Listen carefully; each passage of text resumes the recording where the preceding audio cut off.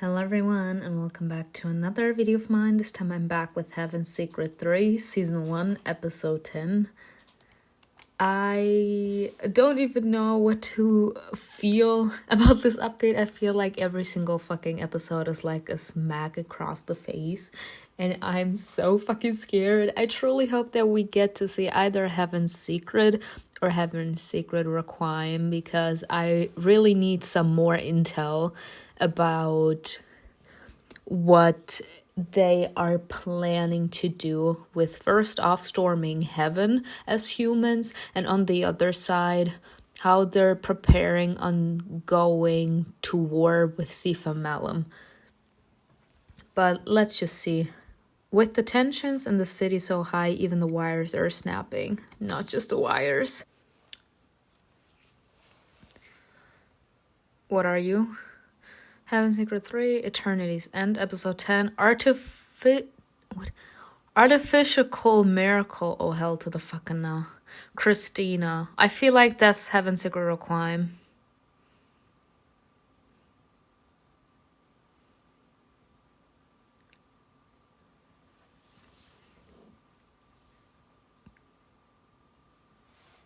Rotkov was covered in snow. I pushed through it, following Dimitri. The cold stung my face, and a blizzard howled nearby.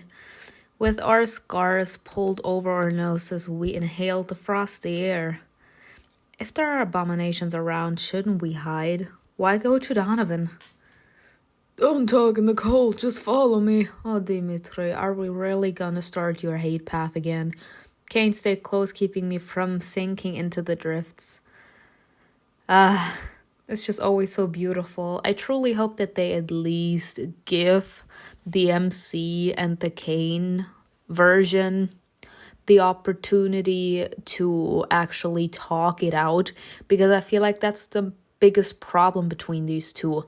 CAIN didn't want to let us know in Heaven's Secret Requiem about the fact that he was the darkness that kept on following us around in our everyday life.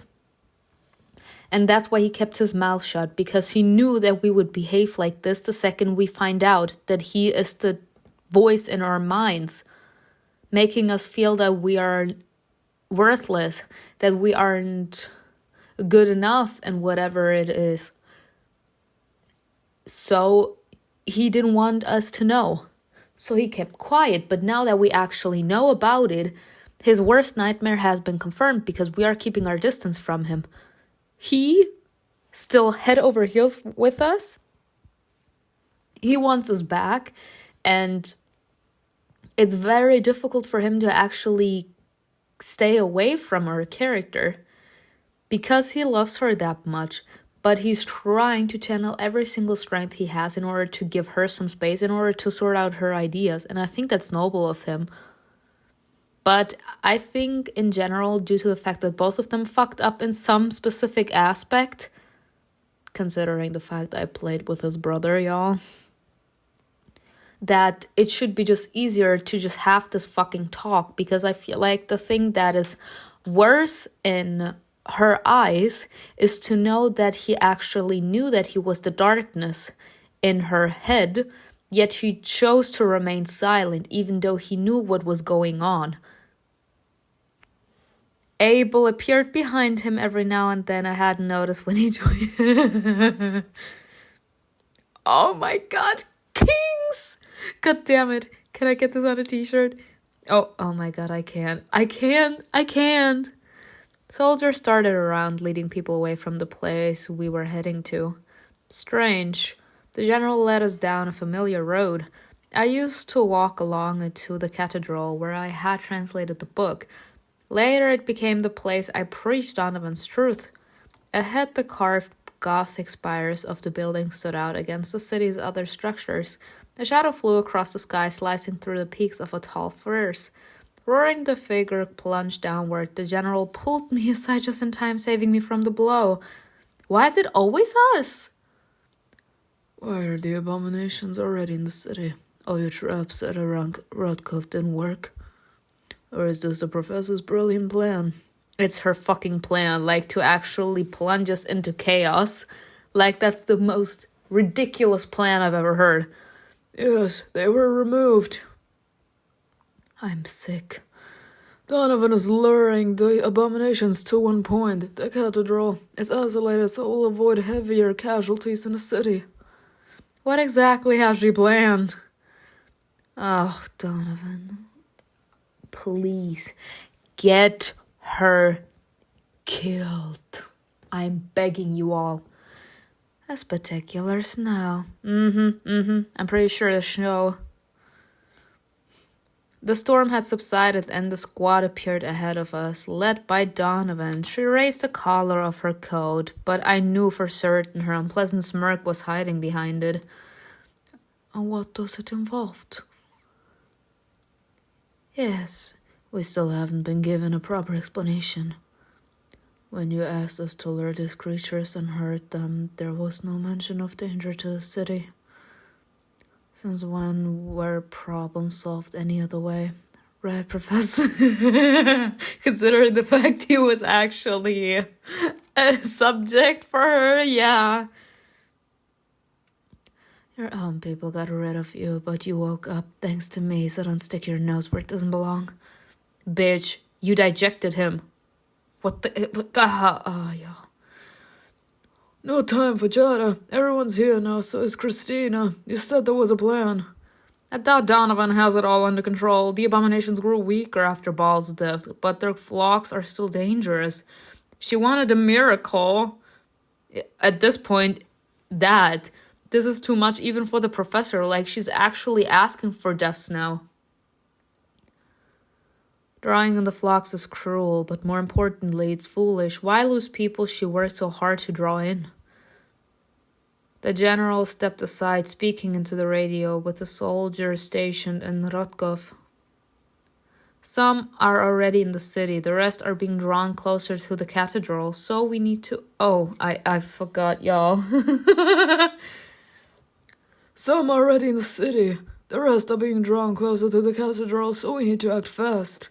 Donovan nodded. She walked to a snowdrift that stood out against the rest of the courtyard. Beneath the snow there was an old trap for abominations. Under it was a small box, a battered sound amplifier resembling a speaker. These traps emit a sound that really bothers abominations. It irritates and scares them. But if you change the pitch even a little, it'll provoke them. Like a red cloth provokes a bull. That's what I did with this one. Once it's hooked to the amplifier, all the creatures in the area will flock here like bees to honey. The swarm. We heard to the city. This is stupid. That's why you kept silent until the last moment. We wouldn't agree to your plan if we'd known all of it beforehand. I clenched my teeth until they creaked, sensing trouble. And who is supposed to subdue them? Ew, I'm so sick and tired of that bitch. Honestly, like, this is too much even for her. This actually reminds me of Heaven's Secret Requiem, where the general kept on relying on CAIN to always do the dirty work. Now we're supposed to control these two into, like, flying into the flock of abominations. She is shitty. You have two immortals under your command, so show us a miracle if you please. What? No, there are too many abominations. I didn't even have time to reply. The professor switched on the amplifier and a piercing screech tore through the area. Screams rang out from the approaching wave of abominations. Greg is right. Even we can't handle that many of them. The strength hasn't been restored yet. And this is fucked up in so many ways. Y'all, I know it makes me a bitch, but can we just throw Donovan into the flock? Because I feel like we need to teach her some manners. Like, it's fucked up what she's doing. I'm sorry. I understand in her eyes she wants us to perform a miracle to draw more humans in so that we can actually make a stand against heaven and therefore, like, go to heaven instead of staying on earth where it's dangerous like this. But this is fucked up. Like, she's asking for a miracle that she couldn't even calculate. She says, "Oh, I know you have two immortals by your side, so just command them to actually get rid of this entire flock," without actually calculating if they actually can deal with so many abominations. The sky, lit by the cracked moon, began to darken under the swarms of incoming horde. "Stand back to back. Don't leave any blind spots." Adam never acted without a precise plan. I hope this is no exception. Bitch! Still? Again, we know that Donovan is part of their family, from what I remember, but bitch, really? I wanted to give you a second chance, bitch. Listen, if we mount a trap on the cathedral spire, the creatures will circle it for a while, like a whirlwind, until they figure out where the sound's coming from. And what will those few minutes give us? The spire itself is made of metal, which means it conducts electricity. I remembered the lightning bolts CAIN used to wield. The day we nearly fell into the rift, Abel mentioned his brother had borrowed one of his trees.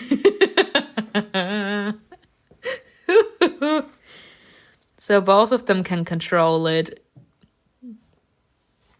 This girl is on fire! Then I know what Donovan is getting at. She wants to place the trap on the spire and strike with the lightning bolt when the whirlwind of abominations touches the metal. If we time it right, we can wipe out all of them at once. CAIN grabbed the trap. Donovan held my gaze and nodded. So you figured it out. Excellent. The avalanche punched a hole in the roof of the cathedral. Donovan appreciates quick thinking, And the local workers didn't do a good job patching it. You'll get 2 spires through there. I heard the roar of an abomination above me. It was too close for a human to react in time. Suddenly CAIN was behind me and my feet lifted off the ground. Oh! With his arm around my waist, the angel flew toward the cathedral. I saw the squad running in the same direction. Only then did I see the dark shadows bursting out of the night. There are so many of them. He folded his wings, diving through the open door. They shut just a moment before the dark creatures surrounded the old cathedral. He landed on the floor and released me. The abominations are still quick. Abel managed to save you. Thank you for helping me. The angel's hand lingered on my back for a moment. He clearly wanted to say something, but pursed his lips and looked away. After the line that she put between these two, I don't blame him for choosing to remain silent. Like, she said, stay away from me. You can stay, I don't know, on that fucking chair next to me, but you do not get close to me. You do not stay lying in my bed, and you do not get to appreciate my body or my lips. Like, what is he supposed to do about that? She literally made it clear she does not want to be in a relationship with him right now. Humans are fragile. Let an abomination get close enough once and it could be the last time. So try not to expose yourself to danger and take care of your life. He withdrew his hand, but I caught the same caring notes in his voice I used to hear before. Bitch, you were the one that actually put the fucking line, so you have to lift that line. We're so good. Are you alright? Yes, I'm fine. I hid my trembling hand behind my back. I've seen a monster worse than them, but the screams of an entire flock make me break out in cold sweat. The professor stepped forward and pointed at the ceiling. Well then, Christina, ladies first. With a nasty squint, she snapped her fingers, urging me to hurry. If not for the plate in my head, I wouldn't even be here. Keep your composure. Fine, I'll do it since we have no other choice. I love it when things proceed without unnecessary resistance. I need her to actually leave. I'm sorry. I don't care that she's doing it for the good of humankind, but she's not actually doing anything herself. She's relying on someone else to give her the answers and the results she wants. So she would actually get a ticket to heaven for using other people to her advantage. And that's fucked up. I'm the owner of my life, not you. How's it possible that we have the power and we're still submitting to that bitch? CAIN and Abel were at my side the second I glanced at them. They took me by my arms and carried me to the hole leading to the roof. What in the holy fuck? Like, did we actually command them to do that? We climbed out to the spire, smashing through the hastily boarded planks.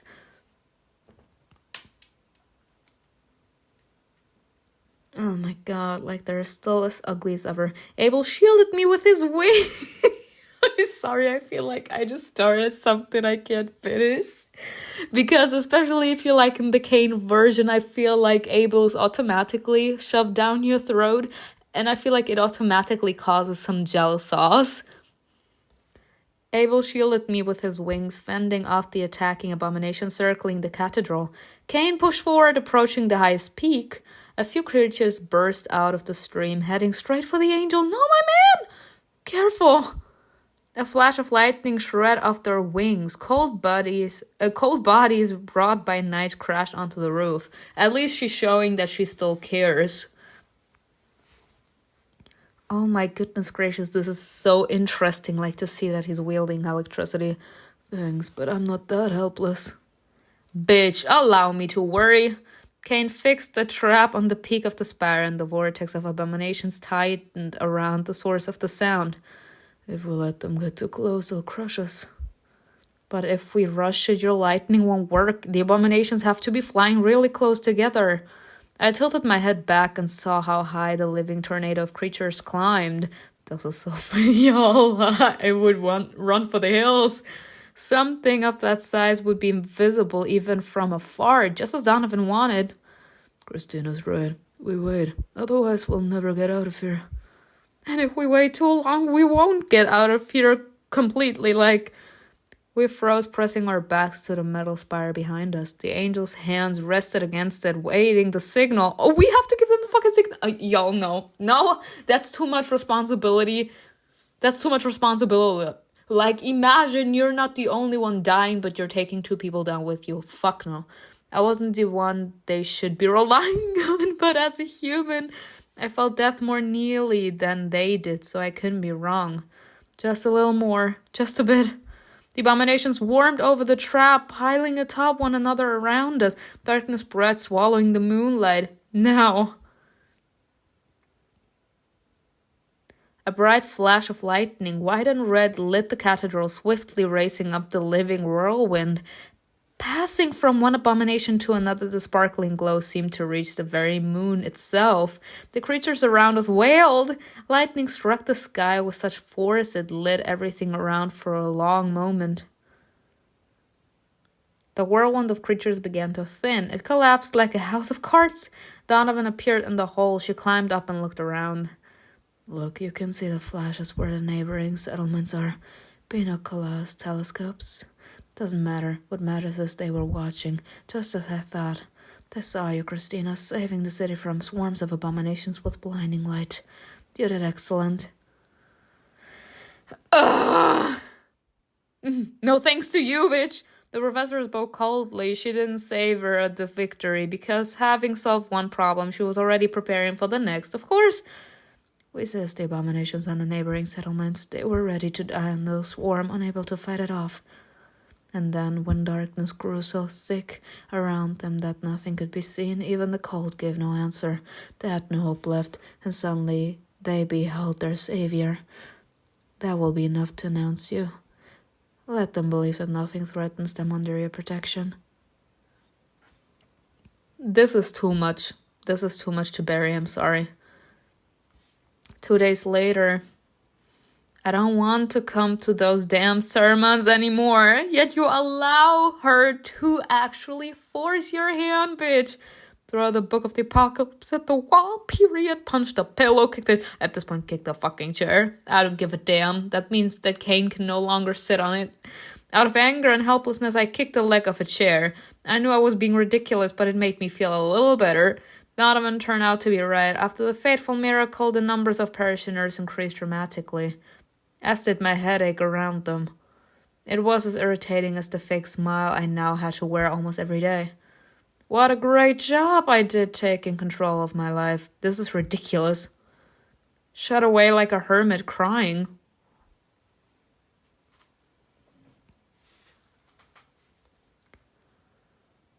I got up from the bed and went to the window. Frosty air leaked through the cracks of the old frames. I shivered, tudging my nightgown lower. The door slammed behind me. Why did you have to follow me? I want to know all your little secrets. Ugh, me. Anna was carrying a tray of food. She pushed the door open with her hip and squeezed inside. Well, if you're so unhappy about it, try to figure out why I'm here yourself. Put two and two together. I see. Donovan doesn't want us to be left alone. I'm in no mood for company. Why did they have to come right when I can't even force a smile? Well, then don't force that fucking smile. I don't understand. Like, we're not in front of people that we have to fake our way through college. Just show them that you could care less about what's going on right now outside. Did something happen? Yes, you messed up during the service again, and the professor is tearing into everyone. Ugh. Besides, it's dinner time. You can't miss it. Are you unwell? Should I examine you again? Yes, I'm definitely unwell. Other people's thoughts sometimes invade my head so insistently I can't block them out. But being stuck in Anna's lab for another 6 months would be even worse. She's like, the second I go into your fucking lab, I'm never getting out. No, thank you. Everything is fine. It's just that Donovan has burdened me with something I can't handle and didn't want to handle. Do you know why Anna brought you food? No one asked you, so stop talking. But okay, that was a good one. She's like, bitch, don't. Like, this is the exact attitude I have towards Anna, y'all. This is so funny to see. No, she won't tell you because she's protecting her priceless patient, since she only has one. Donovan doesn't want you coming down to eat in the dining room with the others. Do you understand why? A miracle made for good advertising, and we have more and more parishioners every day. But you keep running off, complaining of pain, acting differently from what people expect of the one they see as their salvation. You're unstable, and it's ruining the professor's work. She doesn't trust you. She'll hide you away here so no one sees her saint going mad. Hide me? For some reason, I'd blindly believed Donovan needed me. Sonia's words forced me to face the truth. No one is irreplaceable. Of course not. She just needs someone to get as many parishioners as possible into that fucking house so that she can negotiate with... I forgot his name again. I'm sorry. So that she can have a ticket to heaven. That's it. And I looked at Sonia with disdain, but she only shrugged. You think I just mindlessly follow all her orders? Yes. Though without you, I can't figure out what my aunt is up to. She pointed at me. She's already unwell. If you want to make her feel worse, keep it up.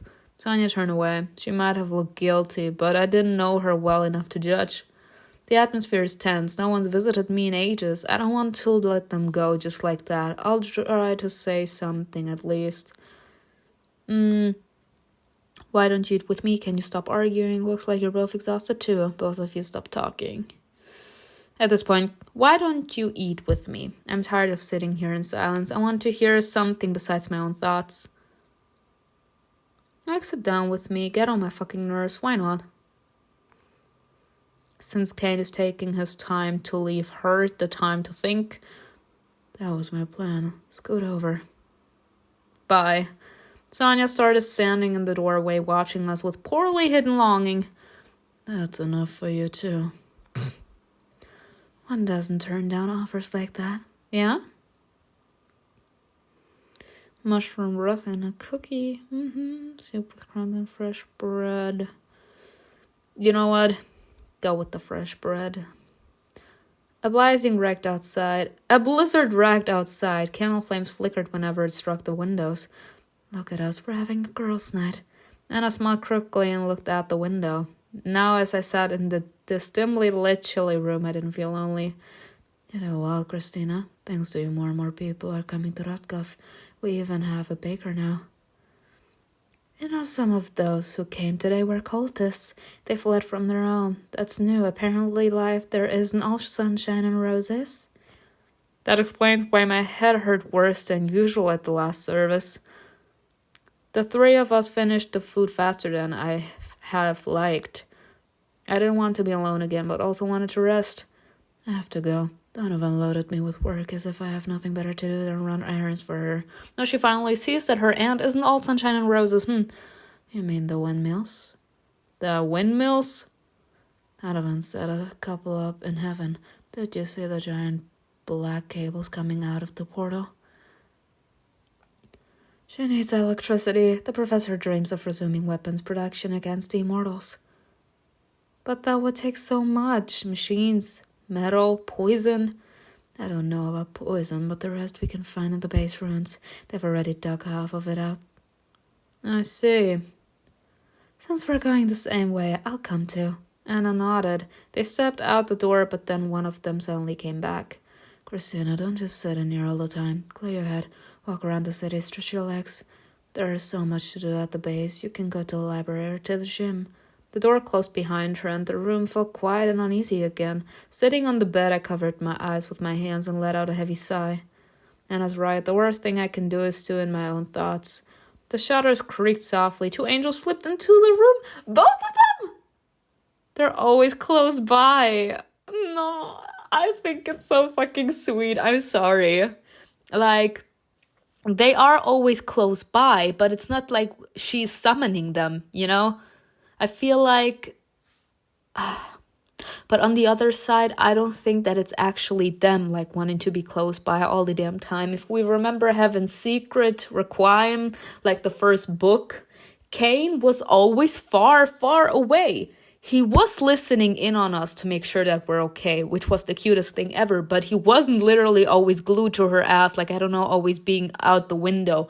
And even though I appreciate it, and I think it's so fucking sweet to know that they're close by and wanting to protect us, I don't think that it's all them. I feel like it's also part of their instinct now to protect their master, you know, because we have power over them. So it's like they automatically feel that they owe us. It feels safer. I think it's cute that they're outside. The only comfort in being under constant watch. You don't look well. You're in the way, Abel. That's all you wanted to say? No, if the services wear you down this much, maybe has to cut down on them. Otherwise, your illness will eat you alive. Abel! Abel finished his brother's thought. I turned sharply at his voice. It's dangerous what's going on. The angel sat in a corner of the room far away. His face was hidden in the shadow, and his words sounded almost mocking. Not him mocking! Or did I imagine that? I don't think you imagined that. That's his nature. He always likes to mock us and his brother. How far would he go to be free? What about CAIN? I looked at him gloomily. Why are you actually bitching at him, bitch? He slowly leaned toward me. His lips stopped in my ear. Don't cast such angry looks. They give away your weakness. If I can sense it, then Abel can too. Don't show weakness to anyone. Right now, that's off limits for you. Trying to move away, I stumbled and fell back onto the bed. Well, I thought I heard Abel's chuckle again. This conniving little whore. But I kinda am enjoying his presence. I am. And that's what's making me a bitch. Because CAIN is my man. But there is something. I just love the mocking thing. That Abel has, like, just to make fun of our relationship with CAIN.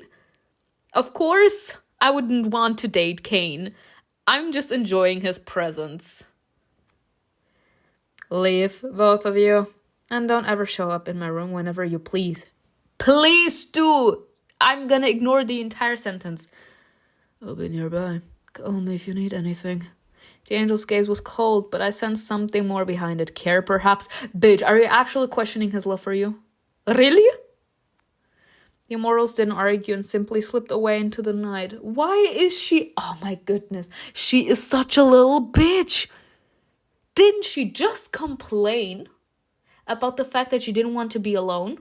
Now, perhaps Abel and CAIN felt her loneliness and they wanted to just be there for her, and she's shoving them away again. Now, this is karma, bitch.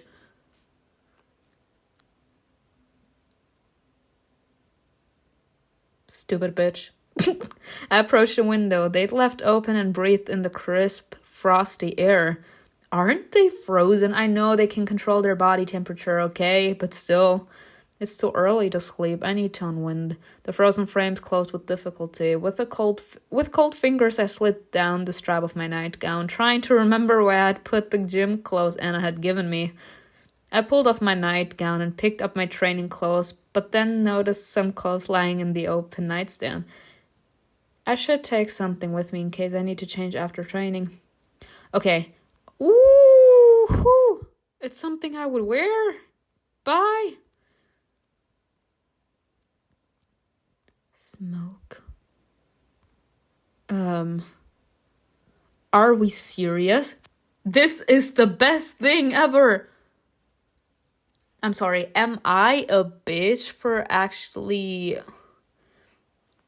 being the type of person to kind of be like, boys, come with me to the gym and watch me work out? Then I threw on a scarf over my leather coat and left the room.